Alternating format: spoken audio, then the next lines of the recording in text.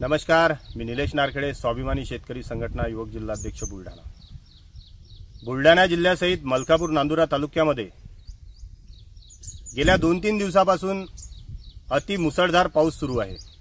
त्यामुळे शेतकऱ्याचं सोयाबीन हे मातीत गेलेलं आहे आणि त्याच्या आधी सोयाबीन पिकावर हा हुमणी अळी आणि येलो मोजॅक नावाचा रोग आलेला आहे। यामुळे शेतकऱ्याचं सोयाबीन हे पूर्ण नेस्तनाबूत झालेलं आहे आणि सततच्या पावसामुळे पूर्ण दुष्काळ पडलेला आहे। कालच मलकापूर तालुक्यामध्ये या जिल्ह्याचे उपपालकमंत्री सावकारे साहेब येऊन गेले। त्यांनी शासनाला प्रशासनाला आदेश दिले, सूचना दिल्या की तात्काळ पंचनामे करून शेतकऱ्यांना मदत करा।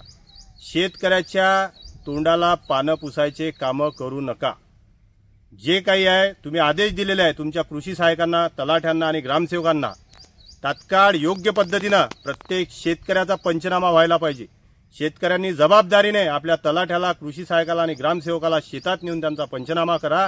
यावर्षी सरकारने पीक विम्यातले 3 ट्रिगर कॅन्सल केलेले आहे।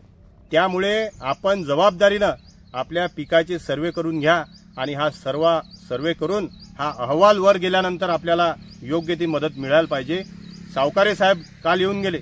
सावकारे साहेबांना आभारच आहे त्यांचे आणि त्यांना धन्यवाद आहे, पण फक्त शेतकऱ्याच्या तोंडाला पाने पुसू नका एवढीच विनंती। काही शेतकऱ्यांना जर कधी कोणत्या अधिकाऱ्यामार्फत जर कधी काही त्रास होत असला, त्यांचे पंचनामे झाले नाही तर माझ्याशी संपर्क करा। धन्यवाद।